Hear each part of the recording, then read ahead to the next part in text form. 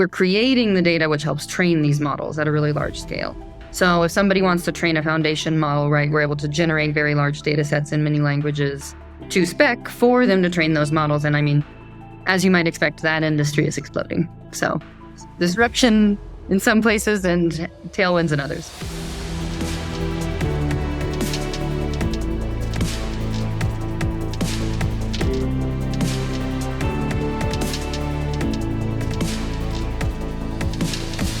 How does a company maintain its edge when AI can now perform tasks as well as, or sometimes better than humans? How are we facing a future where technology completely replaces the human touch? Well, today we're going to learn about that. Welcome to the Care to Lead podcast. I'm your host, Cynthia Corsetti. Today, we're diving deep into the transformative power of AI with someone who is at the forefront of this revolution. Mikaela Grace is the head of AI and machine learning at Welocalize. Mikaela is leading the charge in an industry that's been reshaped by rapid technological advancements. With a career built on pioneering AI-driven solutions, she's here to share her insights on how these innovations are not only disrupting industries, but also creating opportunities for growth and efficiency. Welcome, Mikaela. I'm so glad to have you here. Thank you so much, Cynthia. Happy to be here. So, Mikaela, AI has obviously changed the landscape for many industries. So let's just dive into that and let's talk about how you see the biggest disruptors and what we should be thinking about. Great question. Yeah, I think talking about the language services industry, right? So starting with what Welocalize has done for more than 20 years, which is to say localization and high-level translation. I think the first thing to think about is that language services is a $40 billion industry with lots of customers. And in fact, we've been a pioneer in the application of AI. So we were some of the first users of MT at really sort of industrial enterprise scale. We've been using neural machine translation since 2017. So for us, the AI revolution actually started back when it was called the ML revolution many years ago. And I think the way you think about language services and translation services is that it's more akin to a very heavily tech-enabled information processing than anything else. So that said, Gen AI, of course, is going to be disruptive. It's accelerating automation. And, we're seeing also in decrease the number of human hours that need to be applied to each sort of translation task, but also increase the total amount of content that you can translate in a given hour or with a given budget. And I think that this trend is something we've been seeing for years too, in the sense that the industry has been growing in the high single digits forever.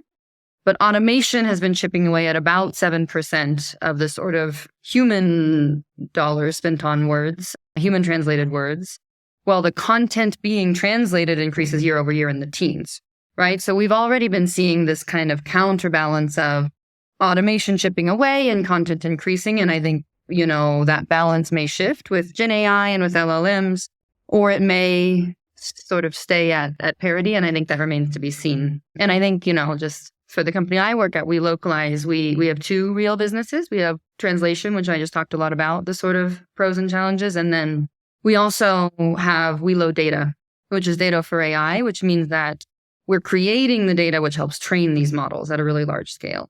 So if somebody wants to train a foundation model, right, we're able to generate very large data sets in many languages to spec for them to train those models. And I mean, as you might expect, that industry is exploding. So it depends. Disruption in some places and tailwinds in others. I can only imagine how fast that's exploding. I guess a question that I have, because you're kind of on the inside, right? So you're actually helping train the models. You're working on these huge scales. So if you were to step back from that and think about just your average company, right? And they're not AI experts and they're not on this larger scale. This is a big change. It's scary. There's ethical concerns. There's fears within the employees thinking the AI is going to take their job. Like there's all these different things happening. What advice do you have for leaders into how to keep the teams embracing the many things that AI can provide? I think the first thing I do, right, as an organizational leader is be really honest, right? That if the company succeeds, we will all keep our jobs and we'll hire new people. And so the most important thing is not to individually be afraid of AI, but rather to say, how do I make sure that we win together, right? And that we keep growing and we're having more revenue and we're more efficient and, everyone is working as well as they can. And I think setting it in the context of not just individually you should be afraid, but rather we need to together work through this, right? And understand what this means for our industry and respond as quickly and thoughtfully as we can is the first sort of guiding principle that I always bring to people when they arrive with fear. And I think the second piece is, understanding when people feel afraid, helping them feel empowered instead, right? So I think really practical tips for that are, for example, at Welo, we've done things like had many trainings on how to use AI in each sort of group. So if it's maybe our quality team, we had trainings with that team, which said, how can you use ChatGPT and other tools for spreadsheets that are AI-based, right? New tools for quality that are AI-based. How do we really apply this to your workflow? And I think organizationally from the top, taking the time to make sure that people know how to use AI safely and know how to use it to make themselves more efficient and feel like they're being brought along rather than left behind. The other piece I'd say, if you're an organizational leader at a larger scale, is that you can't do it alone, right? So I think it's really important to find AI champions, right? AI advocates within each service line who understand what those folks on those teams are doing better than you ever will. And say, hey, help me help them use AI sort of help usefully to make their workflows more efficient. And I think working with a close group across your entire business, right? Welocalize has 2,000 corporate employees. I can't know what each of them is doing. But I think working with a few AI champions who are really excited about it and understand better the workflows that we really do need to automate and how we can apply GPT, And we've seen some great examples come out of that at Welocalize. We actually had a competition where we said, well, what's the most fun or interesting use of AI in your workflows? And I saw things that I would have never thought of that they were able to use, Gemini and GPT for that were very, very useful for their day-to-day workflows. And so I think making the space organizationally to make sure that people feel really empowered is the first bit. And then, as an engineer and a data expert, I have to plug data security.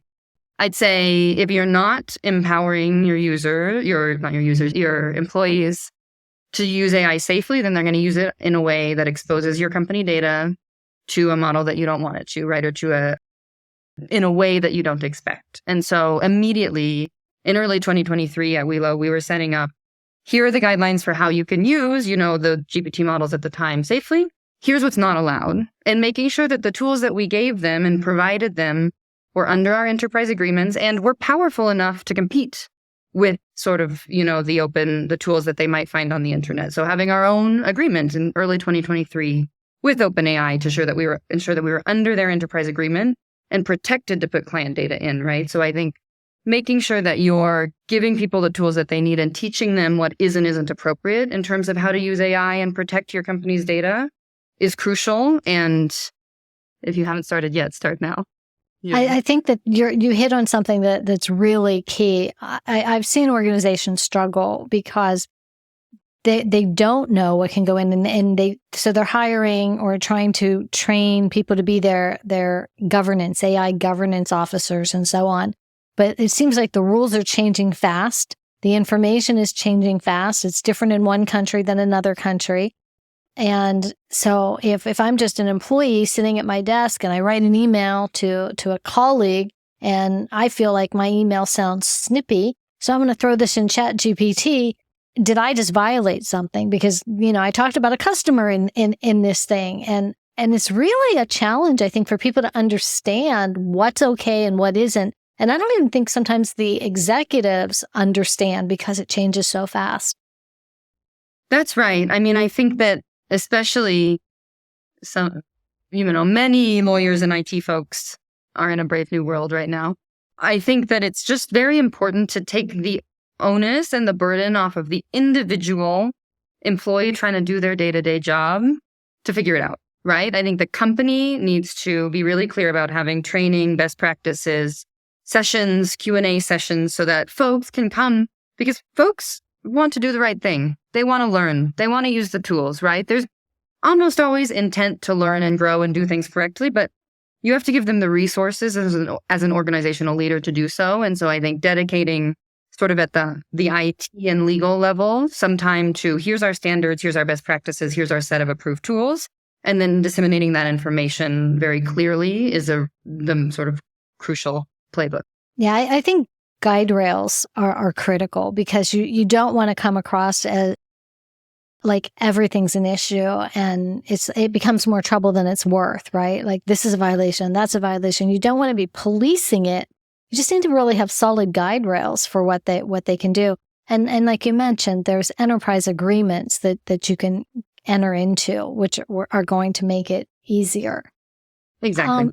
What are you most excited about when it comes to AI and digital transformation, all of this stuff, machine learning? What are you most excited about right now? And what is this, August 2024? What are you most excited about? The models that we have for language processing are, sort of another in this heritage of powerful neural net and transformer-based models, but they do represent a step change in the amount of power and configurability and ability to execute complex tasks without a lot of training. So I think the speed at which my team, as a team of machine learning and data engineers, the speed at which they can push the boundaries of what's possible, can experiment, can look at new models and look at new tasks and get to something that's working. I think that our velocity is much faster than a velocity that I've seen in the past, in, the more than a decade I've been in the industry. And that is, as a, sort of a ML engineer and researcher at heart, that's incredibly exciting, right? To see that these foundation models are allowing us to push the edges of the possible, to enable our workflows in ways that were not possible 5 years ago or even 3. I think it's incredibly exciting. It's an exciting time to be alive as an ML researcher. So as you're leading a team, what are some of the challenges and leadership strategies that you've found effective? Like what are the challenges you find in leading a team right now with all of the rapid change and as fast as things change? And what are some of the things you've done for that? Good question. My team directly is AI and ML engineers. So I think I have a different challenge than often a broader organization because my team isn't feeling disrupted. We're hiring. It's a plug. But I think in terms of engineering leadership right now, it's ensuring that, and I think this isn't even just engineering leadership now, this is engineering leadership always if you're leading a research team. It's ensuring that you're finding the right balance of moonshots. What are we doing that's pushing the edges? What are we doing that's risky? And what are we doing that's going to have immediate business impact? And how do we take the limited engineering time that we have and balance the research and the deployment and the incrementalism versus the step change in terms of the tools that we build? And I think that that's always, the challenge of an ML or AI engineering leadership role is how do we set our priorities in a way that's sort of aligned to the business objectives on the 6-month, the 1 year, the 5 year, and the 10-year timescale. That's a great answer. And since you kind of snuck it in there, let's talk more about your hiring. What Yes. my listeners want to know? Yeah, we're hiring. We've got a really strong team of data engineers and machine learning engineers, and then, ML tooling engineers, right? So platform. Right now, we're looking specifically for machine learning engineers with a bit of a research bent. But, we've got a very strong team of 15 that I believe to be best in class. And I'm very Excellent. happy. Yeah. Yeah, you spoke very highly of them in the article itself. And I like that because most leaders are proud of their team, but like you could tell in the way you worded things that you really do have a lot of respect for the people that are on your team. Yes, I believe in hiring people who are smarter than you and then listening to them. So I think, especially as a leader in a very technical field, to try to be the expert on every piece of research that my team is doing is an exercise in futility, right? I need to give them the goal, understand their concerns and the direction that they would like to go, talk through the technical challenges with them as, an ML expert, but also let them lead, and direct within their capacity. Because I think, for me, I've always thought that having a deep level of respect for your team and really, really listening when they tell you something's right and when it's wrong is the only way to lead effectively across whether the times are turbulent or they're stable. making sure that that level of trust is there with your team and respect is sort of the baseline for functioning over the long term as an organization. Excellent. Mikaela, you've attributed much of your success to habits as more than characteristics, and you talked about that. And you talked about scientific discipline and persistence. Could you share a story where these habits directly contributed to overcoming a challenge in your career?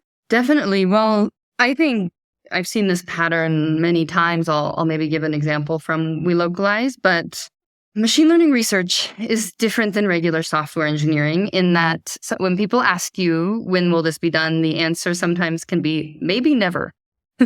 We're not sure if we can do this, and we're trying to find out because it's a research task and not a development task.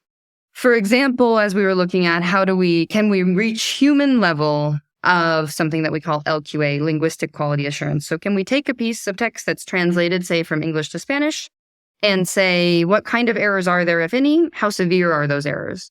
At first, when we were trying to get that task, a model for that working, we just kept hitting walls. And I was getting the question from, my manager, the CIO, of when will this be done? And the answer had to be, maybe never. And, I think in that case, the engineering leader has a mandate to sort of adhere to the scientific truth. What's going on here? What do the numbers look like? How do we find out? Look at the data differently, or look at the results differently, or re-examine the model to find out what's going on. And how do we be really honest with ourselves about what will work and what will not, what is working and what is not? And then how do we know when to pull the plug, right? Are we saying we will devote 2 months to this research effort, and if it doesn't go anywhere, we'll stop? And if so, we need to make that promise to ourselves and stick to it based upon sort of the business and product prioritization.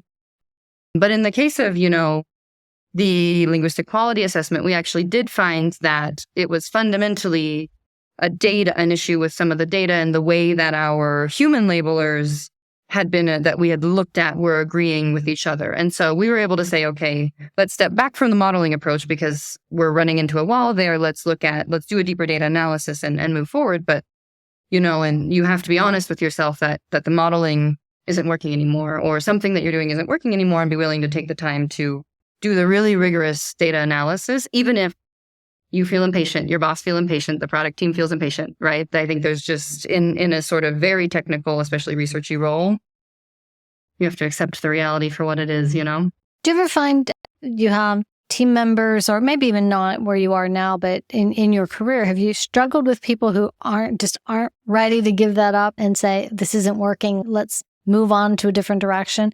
And how does that impact the overall project?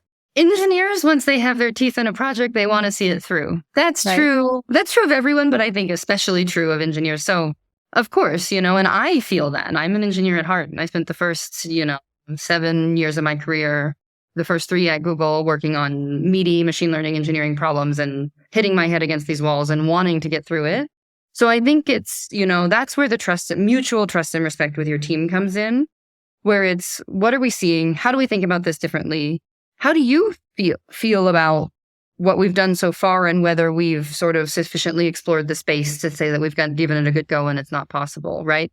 And then having them have the trust in your strategic leadership and your direction for the team, where they know that you're taking them seriously, listening to them and saying, in this case, we have to do what's best for the team, right? But you can't lead through, a sort of news that someone doesn't like unless you've established a rapport with that person or with that team or with that group, such that they trust you to lead the team strategically. So I think it all comes back to, really building the relationship with your team where they respect you and you respect them. So my listeners who listen to the Care to Lead podcast regularly know that Care to Lead is my signature program, and it's a system built on a foundation of 4 pillars: clarity, authenticity, responsibility, and engagement. And usually I end the podcast by asking my guest about one of those pillars. But in your case, and with this topic, I kind of want to extend that a little bit. Instead of just the final question, it might be the final few questions. Because I'd like you to share with us, in the world of AI and in the world of machine learning, how important is clarity among the teams? And how do you keep teams engaged consistently? So I'm going to go with two parts of that question for you. I'm going to address this to my role as an engineering leader and not sort of in the broader organizational non-engineering role, because it's just too big. Yeah, fair enough.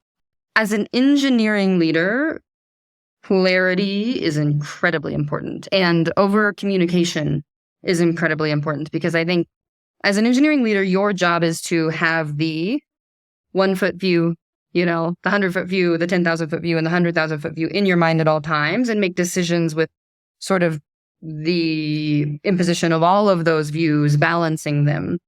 And your engineers are meant to be sort of focused more on this 1 in 10,000-foot view, but they need to understand where we're going. They need to still have in their minds, right, especially the more senior engineers and the researchers, what we're doing here, or they can't do their job effectively, right? And they also need to, between themselves, be sharing if, one person's working on project A and one person's working on project B. There's a lot of learning between those, especially in the world of, we're all researching, cutting edge LLMs, which is most of what we do at Welo now. There needs to be sort of a structured space for knowledge sharing. And so I think over communication is a huge part of my job, making sure that over and over again, people have the information that they need. They have a structured place to share. We're doing research paper reading groups, right? So that folks can present what they've learned and apply it to others. Or we built this tool, here it is for everyone. So I think within an engineering team, especially one that's larger than just one group, right? If you have sort of a few groups underneath you, clarity becomes crucial for just working efficiently. And we'll get back to the engagement piece, but you said something and it kind of just triggered another question I want to ask you, because everything that you've responded to here has been amazing, and it sounds like you have a great team and you guys are doing amazing things. But often our biggest learning comes from our biggest challenges. So I'd like you to share with our listeners, if you could think of a real challenge that you've had to overcome, and when something maybe didn't go well, and what you've learned from that, and what you can share with our listeners as something they can take away that they've learned from what you struggled with. As a machine learning leader, I think that there's a sort of famous meme that's the top of the iceberg is ML or AI, and the entire bottom of the iceberg is data engineering. And I think I learned that lesson, previously to my work in my previous roles as a machine learning engineer and leader, where insufficient focus on just structuring, collecting, and gathering your data, and making sure, of course, that you're doing that sort of legally, safely, responsibly, ethically, but just making sure that what you have for the foundation of your machine learning team is a really, really good data engineering group and data engineering practices. I think that is the sort of challenge that will hamstring you later if you're not careful, right? So I came into Welo being really thoughtful about how do we not only do the right kind of modeling, but how do we make sure that our data is behind us, because the data really is the foundation of the house, and the ML cannot stand without it. Okay, great. And now let's go back to the engagement question. There are times that especially with research, that is not going to go the way you want. You're not going to get there. It's going to be frustrating. And you can work on something for months and months and months and say, okay, we have to call it quits. How do you keep the team motivated and engaged and with not just frustrated and wanting to give up at that point? Right. It's a great question. I think you must celebrate successes as well as failures, right? Because I think learning, if we have done a research project and we've spent 2 months and we've learned a ton, we can't count that as a failure. We can't punish people for it. We can't sweep it under the rug. It has to be, this person did an incredible job at this task, right? And here's what she learned, and here's what she did, and here's what we're going to do going forward based upon that research. And while it doesn't move into a product, that doesn't mean that it was a failure. And I think making sure that you're being really, really clear with your team about the fact that good work means good research in the research side, and it means very, very high quality, robust engineering outcomes, and being clear what those outcomes are, but not always tying those outcomes to things like, did it make it into a product? Because that's a very unfair way to, and demotivating, frankly, way to have them work. And so I think, making sure that even also, for example, if something breaks, right, at least the first time, it's a post-mortem of something that broke, and we say, okay, what do we learn from this, right? How do we not do this again? How do we make sure that we have, for example, better test coverage, better monitoring, but not people feeling the sort of psychological safety that if they've done good work, they will be rewarded for it, even if that work didn't turn out exactly as we expected it to, I think is the key bit. I think what you said is really critical, because a lot of organizations will say that they're a risk-taking organization and they want people to take risks because that's how we grow. And yet, when they take a risk and they fail, they don't embrace that. The organization doesn't embrace it. And if you don't embrace risk and you don't acknowledge and look at learning from mistakes, you're not going to grow as an organization. You will not. You might keep moving forward. You're not going to grow. You might keep existing, but you're not going to grow, because growth comes from mistakes. Growth comes from risk. And I think you summed that up really well.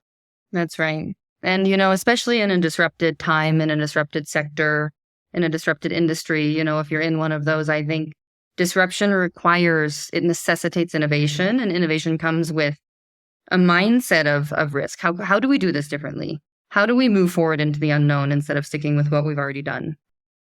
How do we take those risks in a thoughtful way, in a calculated way, right? But we need to take them. And I think that's a very important, if in the world of AI disruption, I think sort of boldly leaning into that in a way that also keeps in mind your vision. 1 year, 5 year, 10-year plan is really, really important.